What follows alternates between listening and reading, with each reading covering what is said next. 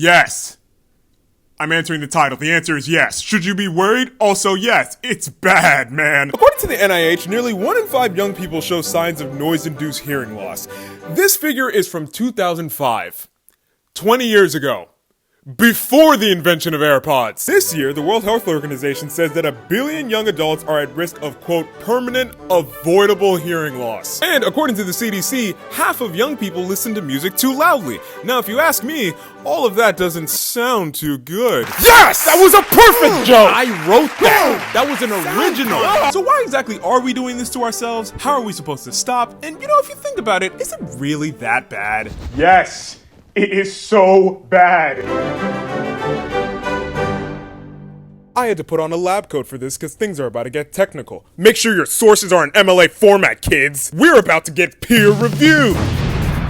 This is an ear. And if we examine it closer, these are what are known as hair cells. See, sound waves cause those bad boys to vibrate, and then our brain uses the vibrations to interpret sound. A beautiful system. But what goes wrong so that we stop hearing things all of a sudden? That's a fantastic question, and honestly, it's rather simple. According to the article from the 2017 journal Seminars in Hearing, when the hair cells are overworked, the mitochondria which phosphorylate adenosine diphosphate to adenosine triphosphate to provide energy to the cells become inefficient and release free radicals, reactive oxygen species, which are generated as part of a phosphorylation process. These charged molecules react with cells, membranes, and DNA in the cochlea, which damages and may lead to cell death. Pretty standard stuff. Now, right about now, you may be asking, well, David, what on earth does any of that mean? Do you even know? Well, of course I do, silly. I know exactly what that means. But if you're going to twist my arm and force me to explain it in layman's terms. Basically, hair cells in your ear are like grass. You step on it once and it's gonna spring back up, but you step in the same spot over and over and over, or hey, just really hard one time,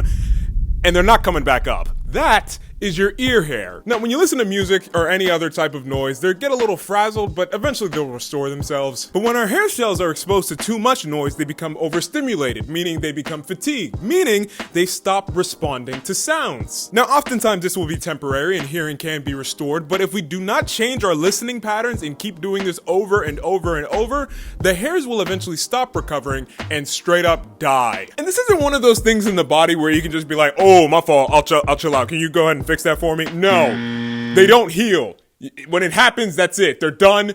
You cannot fix it. This is your life now. The general rule of thumb is that 70 decibels or less won't cause any hearing damage. However, once you reach the 80 to 85 decibel range, it starts to get dangerous if listening to it for an extended period of time. The average pair of headphones maxes out at about 100 decibels, which is also like the average sound level of a nightclub. But hey, 100 isn't that far off from 80 to 85, so it's probably not that big a deal to listen to it for an hour or two, right? No! That's very bad. That's not how decibels work. Now, I know what you're thinking. Man, I wish there was a cool guy in a lab coat who could explain the decibel system. And frankly, I'm offended it took you this long to ask. So here's something interesting. Forget decibels for a moment. The actual unit used to measure sound is called bells. Bells measure sound intensity, and they do so on a logarithmic scale. Now, what does that mean? Well, simply put, 2 bells isn't twice as much as 1 bell, it's 10 times as much. Therefore, 3 bells is 100 times as much as 1 bell. So dear viewer, how many times would 4 bells be? That's right! 1,000 times! Muy bueno! And we don't like using decimals for this, so instead of saying something is 8.5 bells, we typically measure sounds using tenths of a bell. A tenth of a bell. A decibel. Do you see? It's coming together. But remember what we just learned about logarithmic scales. How much bigger is 30 decibels than 10 decibels? Yeah, it's right. It's 100. Muy bueno. Pop quiz. So let's go back to our original question. How much louder is 100 decibels than 80 decibels? It's 100 times. And according to the World Health Organization, you can listen to 80 decibels of sound for 40 hours a week before it becomes dangerous. At 100 decibels? 20 minutes. A week. And who goes to a nightclub or a concert for 20 minutes? Also, if you're listening to stuff on full blast on headphones all the time, you're cooked. And so getting back to the volume notification thing, it's designed to measure how loud you listen to stuff and also how long you listen to stuff at that volume, and kind of predicts if over the course of a week you're doing it too much and could cause yourself hearing loss in the future. And if it does, it'll send you a little notification saying, Hey, could you maybe not cause irreversible hearing damage to yourself for the rest of your life? and then we all get mad that they're trying to help us. So maybe we owe a certain trillion-dollar company an apology. We're gonna start listening to the notifications, turn that volume down, and start thinking about our long-term ear health. Sound good, everybody? Hey, thanks for all your help, Doc. Hey, all in a day's work. Yeah!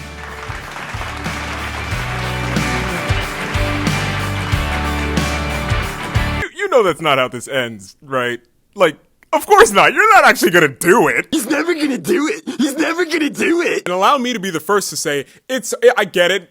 I don't want to do it either. While I was doing the research for this video, the statistics and the stories did start to move me, you know? I started thinking about my long-term ear health and how I wanted to preserve my ability to hear sounds as long as possible. I mean, think of all the beautiful moments I could miss if I didn't take this seriously.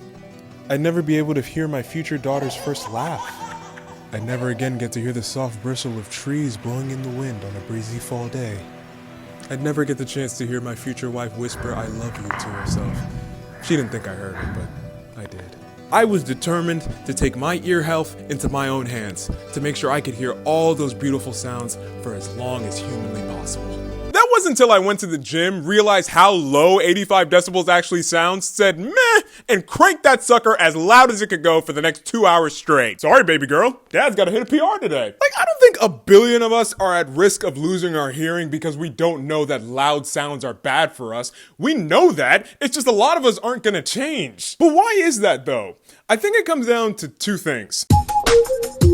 Technically, unless you're putting your ears right next to the barrel of a shotgun or you're standing directly in front of active fireworks, most sounds aren't intense enough to cause immediate deafness. Instead, they cause damage because you listen to them for too long. So, in theory, if you were to listen to all sound levels for the appropriate amount of time, you should be fine, but you don't and you'll never change. The most viewed piece of media I have ever created is literally a video talking about the fact that we all always have something going on in the background, whether it's music, videos like this, or literally anything. It is addictive because we always have something playing in our ears because silence is scary. So we'll always have something playing in the background, whether it's music, shows, or random people on the internet. And I'm pretty sure that's what you're doing right now. Listen, I know my audience and what you people come for. You come to hear me yell about whatever was interesting to me this week. Half of you just put me on for the noise and aren't even looking at the screen half the time. You know how I know that? Hey buddy, this is pre-recorded audio. I'm not actually talking right now. I'm eating an apple or something apple-like if my house didn't have apples that day. And if you didn't notice until now, be honest,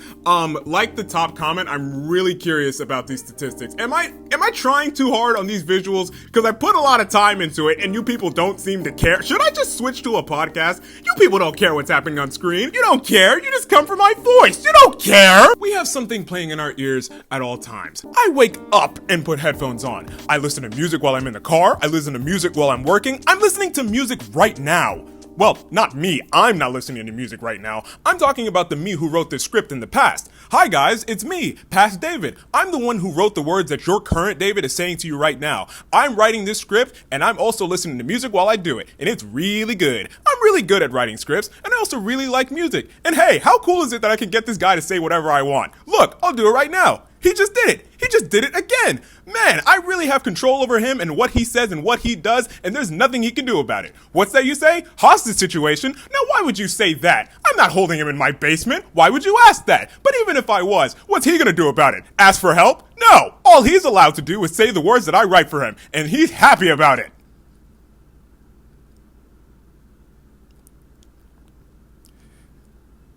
So yeah, I really like music. He's behind the camera.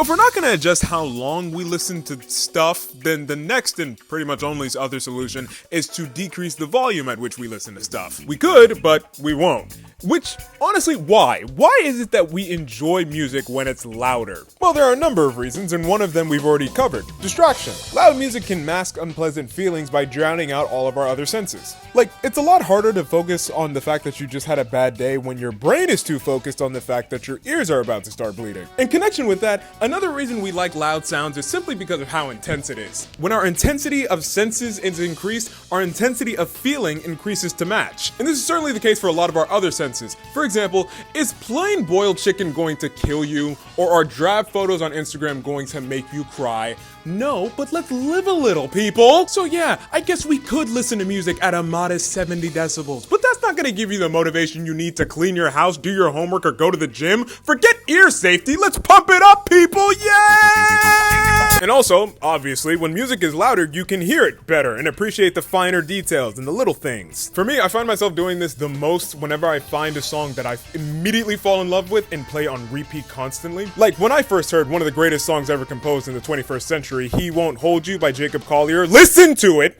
from start to finish and tell me otherwise. When I first heard it, it changed my life. I listened to it every day on repeat, non-stop for like a month. I listened to it while I was sleeping, while I was driving, while I was eating, while I was working out, and of course, while I was writing this amazing and award-winning script. Thank you, past David. You're welcome, present David. Please help me. The more I listened to it, the more I wanted to appreciate its finer details and its little things. I wanted every part of this song to be etched into my brain. What's the easiest way to do that? To listen to it at max volume from start to finish and worry about the hearing damage later.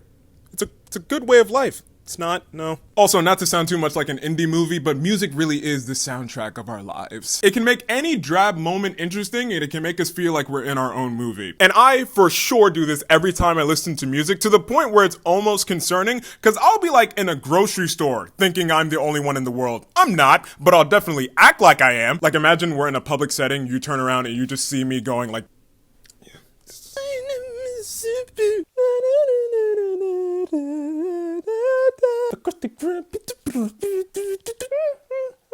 It's a problem, I can't stop it though, it's really fun. But as far as loud sounds go, it really only gets worse when it comes to public venues. Like take clubs for example. Clubs in particular play very loud music almost all the time, so I have heard. Why is that? One reason could be is that it serves as a sort of free advertising. You see, loud music are to clubs what fresh baked pastries are to bakeries. You let the smell of fresh bread pour into the streets and the people will come. Likewise, if you let the sweet melodious sound of 2009 Pitbull blast through a neighborhood at sound levels that should not be legal, the people who make bad decisions will come to you. And once you're inside, the loud music isn't gonna stop because it serves a number of purposes. It serves as a social lubricant. Apparently men buy drinks more when the music is louder, and also it allows you to have private conversations even though you are surrounded by 50 people at all times. But most importantly, and also most conundrum me, is that you associate loud music with good times. Cause you're like, woo, we're at the club, I'm gonna get my swerve on, woo! Can you tell I've never been to one? But is it that we naturally just find loud music more fun?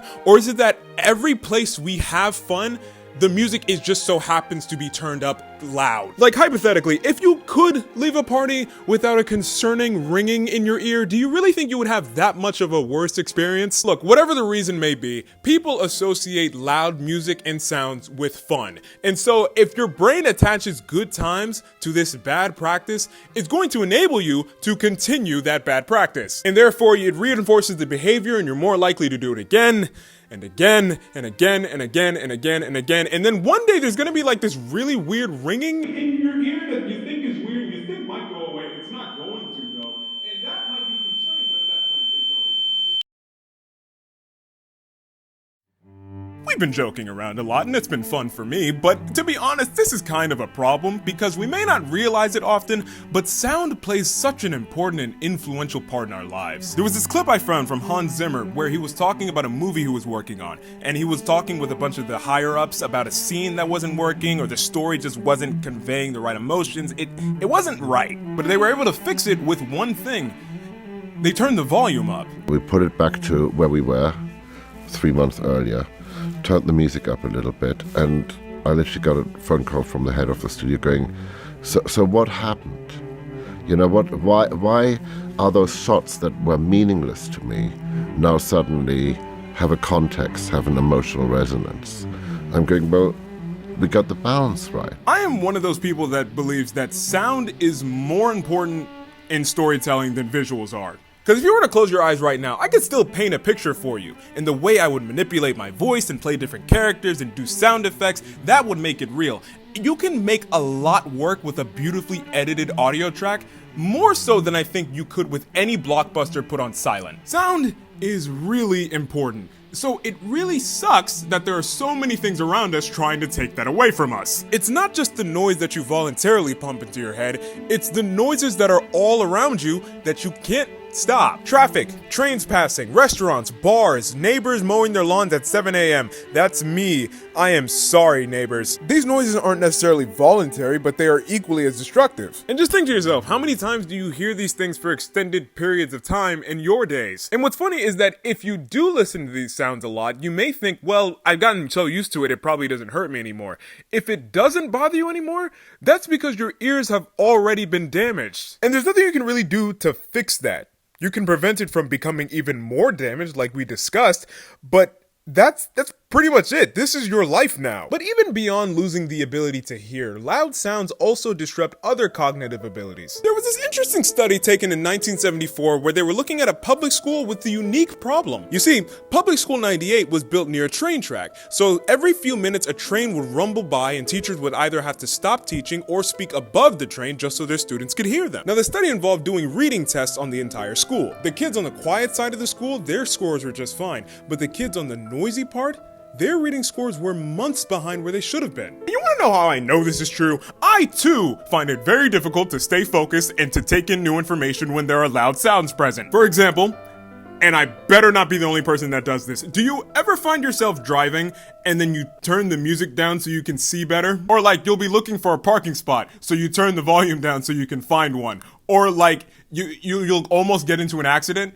and then you don't, so you turn the volume down, you kind of just reflect and drive in silence for a little bit. These are all experiences we've shared before. These aren't original. Please tell me they're not original. And the real kicker with hearing loss is that it's subtle. You don't appreciate it while it's happening. It only hits you 10, 20, 30 years down the line, and by then it is way too late. It's like drugs and alcohol. People realize that those are bad things, but they still do them. Why? Because they're only concerned about the present sensation, and the consequences, well, those are years down the line. We'll deal with that later. Let's just have fun. We're gonna be young forever. You won't. And it's really sad that some people will have to wait until the day that their ears, liver, and lungs expire until they realize that.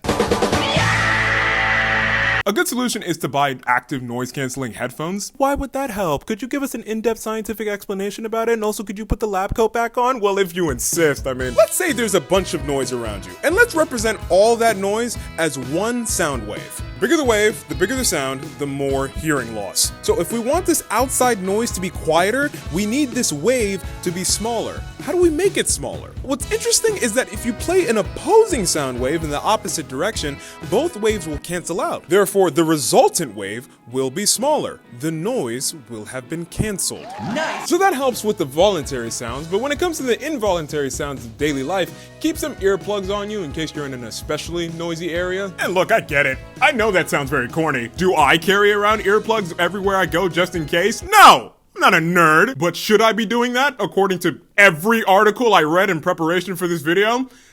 It's not a terrible idea. To me, caring about your ear health seems to be like at the same level as wearing sunscreen.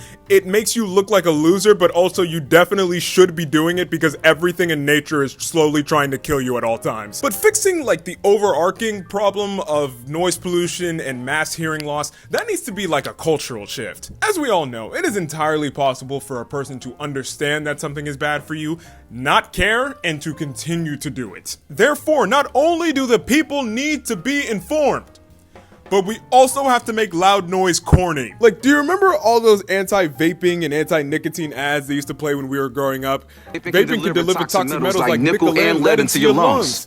That's metal! In your lungs! Now, we can laugh at these ads all we want, which I did a number of times while writing this script. It's so funny. But ads like this stuck with me as a kid, and it was one of the many reasons I never wanted to smoke. And I think that can be said for a lot of us, because I think in many ways, we were the generation that was gonna get rid of smoking. That was until, according to my sources, they made the nicotine mint flavored, and many in my generation, quote, folded like lawn chairs. Yeah, so that's unfortunate. But if we could do the same thing for noise pollution and like playing music too loudly, that's probably the best bet at changing the culture. An interesting idea that came up more than once while I was reading papers from the National Institute of Health was that in clubs, they should have like ear rest areas or no access areas where the speakers don't play as loudly or don't play at all, so that, you know, you get a break from all the loud noise. Now, that may sound dumb, but if you market anything the right way, it can catch on. For example, think about this for more than 2 minutes. Bottled water. You pay for bottled water. It's water in a plastic bottle, and you pay to have it. You already pay somebody else to have an endless supply of water in your home, but no, you want to pay a separate person to have the same water in a one-time use bottle. You could reuse the bottle. You're not going to reuse the bottle. You're going to throw it away. You could also buy a reusable bottle and fill it with the water you're already paying for. You don't. You pay a separate person to have different water. It's the same water, but it's different water in a plastic bottle. And it's water. Like, stuff literally falls from the sky, free of charge, all the time. It's not rare, but no, you pay to have it in a bottle, a plastic bottle. You buy it, you use it once, and you keep doing. You're still paying to have water in your home. And So, then you go outside. I think we learned a lot here today. We learned the need to be wise and informed consumers, to think about our futures, and to preserve the gift of hearing for as long as we all can. But most importantly, we learned that Past David can write whatever he wants in these scripts, and I have no choice but to read them verbatim. Please send help. I'm pretty sure he watches me sleep.